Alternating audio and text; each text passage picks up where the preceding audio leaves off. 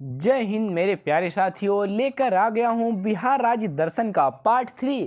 प्यारे, पार्ट 1 और पार्ट 2 हम पिछले सेशन में कवर कर चुके हैं। वो वीडियो हमारे चैनल पर अपलोडेड है दोस्तों, वहां जाइए, उन वीडियो को जरूर देखिए। यदि आप गवर्नमेंट जॉब की तैयारी कर रहे हैं, वो वीडियो आपके आगामी एग्जाम के लिए मस्ट इंपॉर्टेंट है दोस्तों।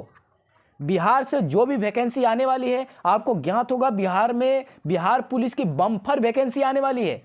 ठीक है दोस्तों, तो उन वैकेंसियों के लिए मस्ट इंपॉर्टेंट सेशन है। ठीक है, तो जो आज का सेशन है दोस्तों, बिहार राज्य दर्शन पार्ट 3 है। ठीक है दोस्तों, आज का सेशन अंतिम सेशन होगा, जो दोस्तों बिहार राज्य को हम पूरी तरह कंप्लीट कर लेंगे। ठीक है, चलिए सेशन को शेयर कर दीजिए और जुड़ जाइए सेशन में। ठीक है दोस्तों, स्टार्ट करते हैं आज का सेशन। देखिएगा, पटना साहिब गुरुद्वारा। ठीक है प्यारे, देखिएगा, यह भी दोस्तों काफ़ी चर्चित स्थल है और गुरु गोविंद सिंह का जन्म स्थल ये माना जाता है प्यारे। महाराजा रणजीत सिंह द्वारा इसका निर्माण कराया गया था। ठीक है ना, और यहाँ के दोस्तों वर्तमान सांसद रविशंकर प्रसाद हैं। ठीक है ना, पटना के। ध्यान रखिएगा, मस्ट इंपॉर्टेंट प्रश्न है। पटना साहिब गुरुद्वारा जिसका निर्माण महाराजा रणजीत सिंह द्वारा कराया गया था दोस्तों, यहाँ पर गुरु गोविंद सिंह का जन्म स्थल ही माना जाता है। ठीक है, देखिएगा, और देखिएगा दोस्तों, बराबर और नागार्जुनी गुफाएं। ठीक है दोस्तों, जो बिहार के जहानाबाद में अवस्थित हैं। ठीक है दोस्तों, ठीक है, और देखिएगा, आजीवक संप्रदाय के अनुयायी यहाँ रहते थे। ठीक है, इस गुफा में दोस्तों आजीवक संप्रदाय के अनुयायी यहाँ पर दोस्तों रहते थे। ठीक है, जहानाबाद में। ठीक है, चलिएगा, और बराबर की 4 गुफाएं हैं और नागार्जुन की 3। ठीक है ना, चलेगा, जहानाबाद में। ठीक है, देखेगा, शेरशाह सूरी का मकबरा। ठीक है दोस्तों, इंपॉर्टेंट लगाओ इसको, एग्जाम में आ चुका है ये। ठीक है, कहां पर है? सासाराम बिहार में अवस्थित है शेरशाह सूरी का मकबरा। ठीक है प्यारे, शेरशाह सूरी मस्जिद कहां पर है? तो बिहार की राजधानी पटना में है। ठीक है, ये सब पर्यटन स्थल हैं, सब पर्यटन स्थल है। जितने भी मैंने दोस्तों इनके बारे में चर्चा करते आ रहा हूं, ये सारे पर्यटन स्थल हैं जहां पे दोस्तों लोग मतलब बिहार करने जाते हैं। ठीक है, देखिएगा, सोनपुर का जो मेला तो आप दोस्तों जानते होंगे, अगर बिहार से बिलोंग करते होंगे तो सोनपुर का मेला काफी चर्चित मेला माना जाता है बिहार का। एशिया का सबसे बड़ा पशु मेला है ये।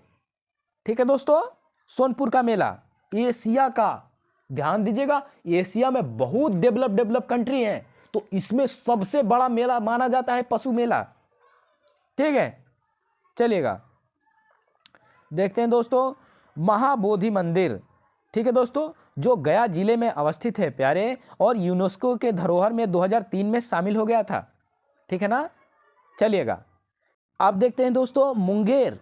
ठीक है ना, तो देखिएगा, योगा स्थल के रूप में दोस्तों ये मुंगेर को जाना जाता है, और मीर कासिम द्वारा राजधानी बनाया गया था बिहार की। ठीक है ना दोस्तों, याद रखिएगा, जो मुंगेर राजधानी बनी थी, मीर कासिम द्वारा यह राजधानी बनाया गया था।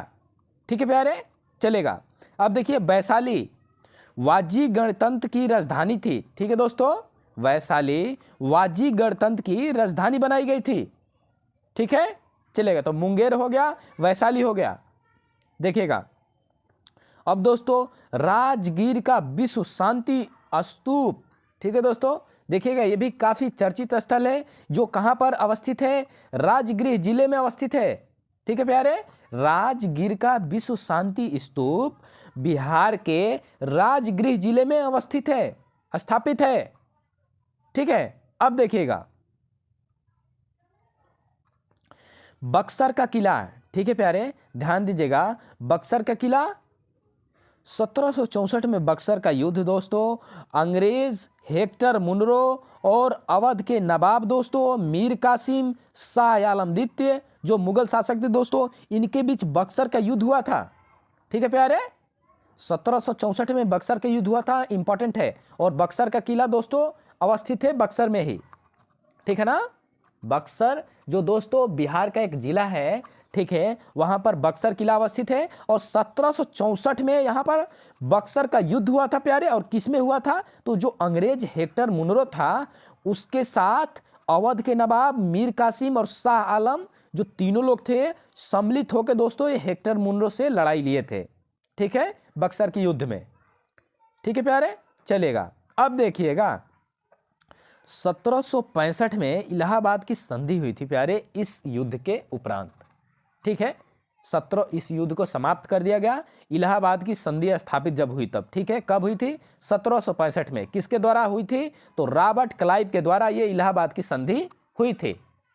ठीक है, बक्सर के युद्ध के उपरांत हुआ था, ध्यान रखिएगा, और बक्सर का युद्ध समाप्त कर दिया गया। चलेगा, देखते हैं। और दोस्तों छठ पूजा यहाँ का फेमस फेस्टिवल है, ठीक है ना। नदी में खड़े होकर सूर्य देवता को नमस्कार किया जाता है इस छठ पूजा में। ठीक है दोस्तों, यूपी में भी पूर्वांचल में काफ़ी चर्चित ये दोस्तों फेस्टिवल माना जाता है, और बिहार का तो समझ लो बहुत ही प्रमुख फेस्टिवल है, त्यौहार है। ठीक है प्यारे, देखेगा पावापुरी, देखते हैं पावापुरी क्या है। तो जैन धर्म के 24वें तीर्थकार महावीर स्वामी का निर्वाण स्थल है। ठीक है ना, क्या है? तो निर्वाण स्थल है। ठीक है, पावापुरी। अब एक प्रश्न इसमें से क्या निकल के आता है? तो महावीर स्वामी जो दोस्तों जैन धर्म के कौन से नंबर के तीर्थकार हुए? तो यहां ध्यान रखिएगा 24वें तीर्थकार हुए। ऐसे भी पूछ सकता है घुमा के प्यारे कि जैन धर्म के 24वें तीर्थकार कौन हुए? तो कौन हुए? तो महावीर स्वामी हुए। ठीक है, और पावापुरी में दोस्तों इनका निर्वाण स्थल है। ठीक है, चलेगा। अब दोस्तों बिहार के जो जीआई टैग हैं चर्चा कर लेते हैं इसके बारे में। देखेगा मधुबनी पेंटिंग। ठीक है दोस्तों, देखेगा ये दोस्तों हैंडक्राफ्ट है, मधुबनी पेंटिंग। ठीक है, जो हाथ से बनाई जाती है। देखेगा भागलपुर सिल्क, इसको भी जीआई टैग मिल चुका है, और मधुबनी पेंटिंग को भी मिल चुका है। भागलपुरी जर्दालू को भी दोस्तों कृषि के क्षेत्र में दोस्तों जो इसको भी जीआई टैग मिल चुका है प्यारे। कटारनी चावल, कतरनी चावल होता है दोस्तों, ये गलत थोड़ा मैं लिख दिया, ठीक है प्यारे, क्षमा चाहता हूँ। कतरनी चावल को भी यहाँ का दोस्तों जीआई टैग मिल चुका है। ठीक है ना, चलेगा। अब देखते हैं। अब दोस्तों माघी पाह, ठीक है दोस्तों, माघी पाह दोस्तों यहाँ की एक वस्तु है, इसको भी जीआई टैग मिल चुका है। ठीक है ना, शाही लीची, ठीक है दोस्तों, इसको भी मिल चुका है जीआई टैग। ठीक है, सिलाओ खाजा, सिलाओ खाजा को दोस्तों यहाँ की वस्तु है। ठीक है दोस्तों, इसको भी जीआई टैग मिल चुका है। ठीक है ना, कतरनी चावल, ठीक है दोस्तों, और शाही लीची, सिलाओ खाजा और मगही पाह। ठीक है, इन सबको दोस्तों जीआई टैग मिल चुका है। नाम थोड़ा अटपटा है, आप नोट डाउन कर लीजिएगा। ठीक है दोस्तों, और एक दो बार दोहरा लीजिएगा, याद हो जाएगा आपको। अब देखते हैं, चर्चा करते हैं यहाँ के प्रमुख नृत्य के बारे में प्यारे। ठीक है, देखिएगा विदेशिया व्यंग नृत्य सामाजिक कुरीतियों के खिलाफ होता है दोस्तों। ठीक है ना, विदेशिया बिहार का ही प्रमुख नृत्य है प्यारे, और यह व्यंग नृत्य है, और किसके लिए किया जाता है? तो सामाजिक कुरीतियों के खिलाफ किया जाता है। तो जो दोस्तों समाज में अभी भी दोस्तों जो बुराइयां हैं उनको दोस्तों जागरूक करने के लिए कि उसको दोस्तों जाने लो कि ये बुरा चीज़ है, इसको नहीं करना है लोगों को दोस्तों, इसके लिए यह विदेशिया नृत्य किया जाता है। ठीक है, और यह एक प्रकार का व्यंग नृत्य है। ठीक है, समाज को जागरूक करने के लिए दोस्तों यह विदेशिया नृत्य किया जाता है बिहार के लोगों द्वारा। ठीक है, क्लियर हो गया? चलेगा, देखते हैं। चलिए अब देखिएगा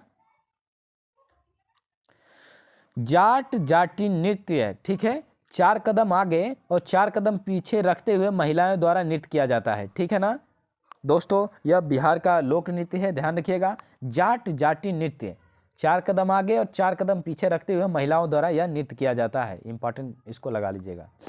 ठीक है, अब यहाँ की प्रमुख नदियों के बारे में जान लेते हैं दोस्तों।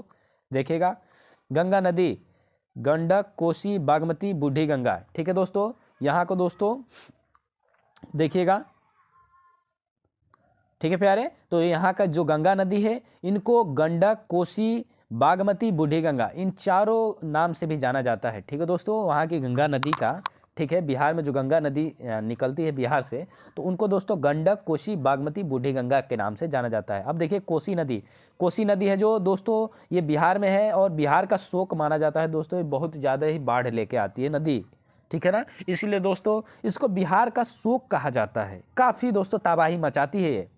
देखिएगा फाल्गु नदी, इसका अन्य नाम क्या है? निरंजना नदी। ठीक है दोस्तों, ये कहाँ पर है? तो गया शहर में अवस्थित है ये नदी। देखिएगा बागमती, ठीक है, नेपाल से बिहार में प्रवेश करती है बागमती नदी, ठीक है प्यारे, चलेगा। अब देखिएगा गंडक नदी, इसका उपनाम है नारायणी नदी, ठीक है। फाल्गु नदी का उपनाम क्या था? निरंजना नदी, और ये गंडक नदी का क्या नाम है उपनाम दोस्तों? नारायणी नदी। ध्यान रखिएगा प्यारे, पूछ सकता है एग्जाम में नदियों के उपनाम, ठीक है। अब देखिएगा जो बिहार के प्रमुख जलप्रपात हैं इसके बारे में जानते हैं, ठीक है। धुआंकुंड, ये कहाँ पर अवस्थित है? सासाराम में है दोस्तों, ठीक है ना। धुआंकुंड जलप्रपात दोस्तों सासाराम में अवस्थित है, ठीक है। मंझारकुंड, ये भी सासाराम में अवस्थित है दोस्तों, ये दोनों जलप्रपात सासाराम में ही अवस्थित हैं, धुआंकुंड और मंझारकुंड। देखिएगा कंवर झील दोस्तों, कंवर ताल झील, ठीक है, कंवर झील को कंवर ताल झील के नाम से भी जाना जाता है। कहाँ पर है? तो दोस्तों बिहार का बेगूसराय जिला है दोस्तों, यहाँ पर ये जलप्रपात अवस्थित है, ठीक है दोस्तों। तो सेशन को यही समाप्त करते हैं दोस्तों। हम लोग दोस्तों बिहार से जो भी प्रश्न बन सकते थे दोस्तों, हमने 3 पार्ट में पूरा कवर कर लिया, ठीक है दोस्तों। बिहार की राज्य व्यवस्था, बिहार राज्य दर्शन से जितने भी प्रश्न बन सकते थे दोस्तों, हमने 3 सेशन में part wise, part 1, part 2, part 3 में टोटल प्रश्न कवर कर लिए, ठीक है दोस्तों। तो आज का जो दोस्तों सेशन था, ये अंतिम सेशन था। सेशन कैसा लगा कमेंट बॉक्स में अपना प्यारा सा सुझाव जरूर दें। सेशन अच्छा लगा प्यारे तो सेशन को शेयर करें, और मेरे चैनल पर आ ही गए हो प्यारे तो चैनल को सब्सक्राइब करें, ठीक है।